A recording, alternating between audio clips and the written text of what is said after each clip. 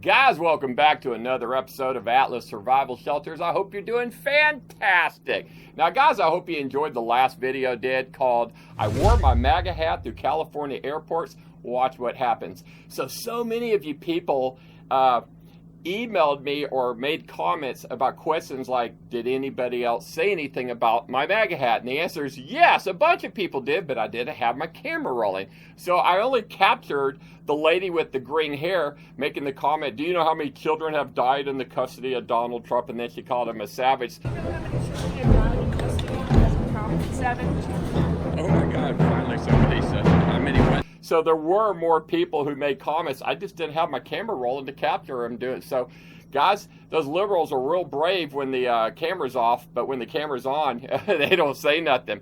Another question I'm getting some from quite a few of you guys is, can you invest in Atlas Survival Shelters? And the answer is yes, you can. We're actually at that stage now where people can invest into it, but you would have to email me right here, Ron at Atlas Survival Shelters, and I can answer all your questions about how you can invest in the rapid growth of Atlas Survival Shelters. And over 1,000 companies worldwide have applied to carry Atlas Survival Shelters, so we are looking at some massive growth in the next couple of years. Next question. It's next Saturday, October 5th, 2019, at the Atlas Survival Shelter Factory. I'm going to allow the Texas Preparedness Group, headed by TJ Gray, to have their fall get-together at my factory. Why? Because it would be a fun backdrop, but so many of you guys want to attend. So how do you attend? Well, if you want to attend, you got to pre-register. And how do you pre-register? Go to this email right here, tjgray1939@gmail.com. Send TJ an email. Now, I'll tell you right now, it's $12 if you're a member of his group, and if you're not a member of his group, to attend his event is $30. That $30 covers the cost of the barbecue that they're having and their little conference that they're having. So, guys, I believe the $30 also includes your membership to his preparedness group. I'm not sure about that. Ask TJ. So, guys, I look forward to seeing you. If you're wondering where my factory is at, it's about an hour east of Dallas, Texas, or about an hour and a half from Dallas Love Field. So, guys, I'll be there in person. I'll look forward to seeing you, and that should be fun. But this video today, what I'm going to do is I just wanted to make a video, and I actually made this entire video without even having to edit. It's 12 minutes long, and all I did was make a walk through my factory, and I'm pointing out the things that makes Atlas Survival Shelters so good. So if you are one of the people that is looking to buy or invest into a bunker in the future, this is the kind of video that you want to watch, because you're going to see how I make my bunkers, some of the quality things about them, like things that I do that other people don't. Like, I'm very big into under the floor storage. Otherwise, you end up with a bunker with everything's like this office right here. Everything is piled in on you. If I had under the floor storage in my office, everything would be out of sight. It would be under the floor and having a nice clean office. But no, everything's piled in around me. This is the advantage of under the floor storage. And I offer it both in the round shelters and the square shelters. So I'm going to walk you guys through in this video. I'm going to point out a lot of the key little things like the fittings and the check valves and the tamper-proof air pipes and how my shelters are made. So like I said, guys, if you're looking to buy a shelter, this is a video you want to watch. But the video after this one, guys, you're going to want to watch this one too. It's going to be very funny. It's going to be 30 practical uses of a liberal. It's going to be a follow-up on the video I did about I wore my MAGA hat, because so many people emailed me with funny comments about a practical use of a liberal. Now, guys, these videos are made to be lighthearted, okay? It's nothing but I'm trying to just make life a little better for you. I mean, I hate for all my videos to be serious and not fun about bunkers and stuff, although I got 110,000 followers now, and I know you guys enjoy it, but every now and then, you know what? When an opportunity pops up to have a laugh, God, guys, have a life. Life is too short. So, guys, sit back, enjoy the video. I'll see you at the end. Hey, guys, people always ask me, what's the difference between your modular bunker and your leading competitor? So I'm going to show you some differences now in this video. The first thing that's very obvious, you can notice that our shelter's quite tall. All right. The height of our competitor shelter is like this thing over here. They seem to like these 84-inch ceilings, 80-inch ceilings, whatever they may be, but they're very short. Our small shelter, we make with 8-foot ceilings typically. See all these that are ready to go out? 8-foot ceilings. Also, you see how the air pipes are up there? They kind of dogleg and everything. That is to deal with the condensation, and also they're not made of PVC where ours are made of steel. Now these small shelters, they have a 4-inch air intake pipes. On these bigger bunkers, these have the big VA 150 Swiss made air system and a 6-inch air intake pipe and outlet. Also, our bunkers are structurally much stronger. Say the size of this channel, that is a 6-inch channel, and that is a 5-inch structural channel cross strut. Let me show you what our competitor is typically using. They're using a tubing on their walls, a 3x3 square tubing. Okay, and then up on the roof, we have an 8-inch C-channel. They're using a 3x6 rectangle tubing of the same material here. I don't know if this is even structurally rated, but I personally would never make a shelter like that unless it was maybe a tornado shelter. Not even then, I still wouldn't use it because you can't get paint to the inside of the material and they'll have a tendency to rust. You could only get the exterior covered. Even if it was seal welded, if it's busted, it's going to weld from the inside out. So also another thing, our ceilings. This is inside the bunker from the back side. We have almost 8-foot ceilings in this bunker, but you see all these angle irons in there? That's the floor.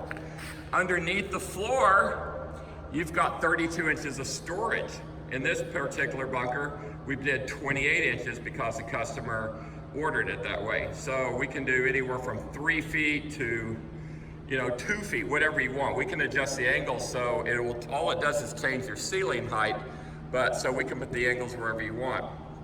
So you're gonna have built-in water tanks, all your sewage, all your plumbing, all your electrical is gonna be under the floor and out of sight, and all you're gonna have is beautiful walls. Okay? So, another thing, our shelters are built on top of structural channels, as you can tell down there.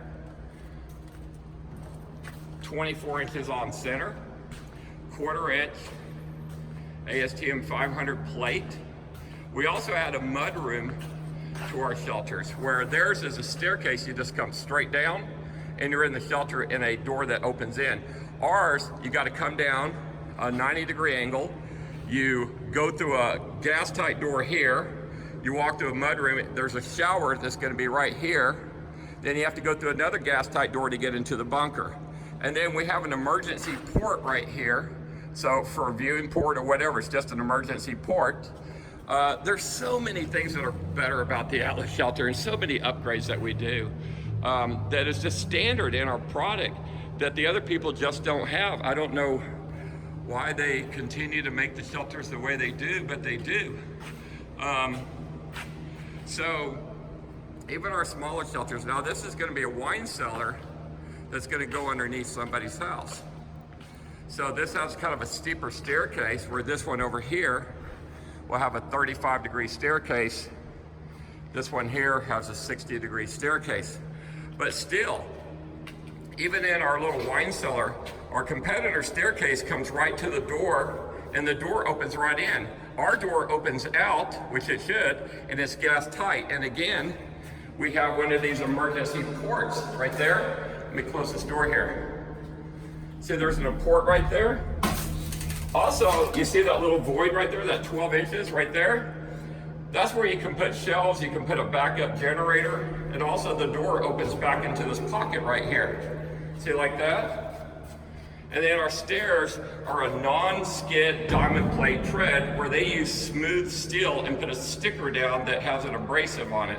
Nothing wrong with it, it's just this is built-in checker plate tread. And of course we have a safety handrail all the way to the top. But again, we have the structural channels, even on these small shelters. Look at that.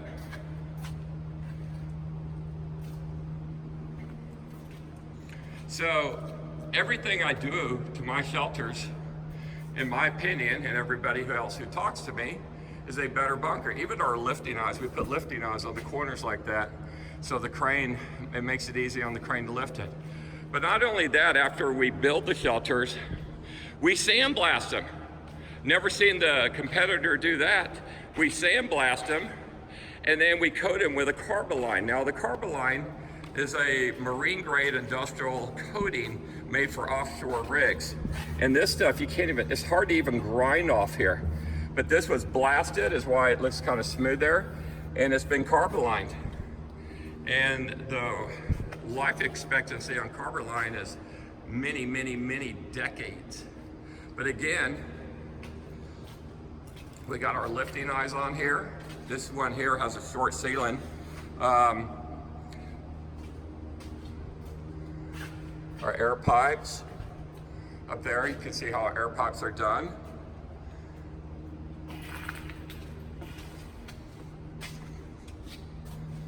Again, now this particular shelter here is going to be a display for a dealer. It's going to have a gun rack in it. It's going to have vinyl flooring. It's going to have a bed and an air system.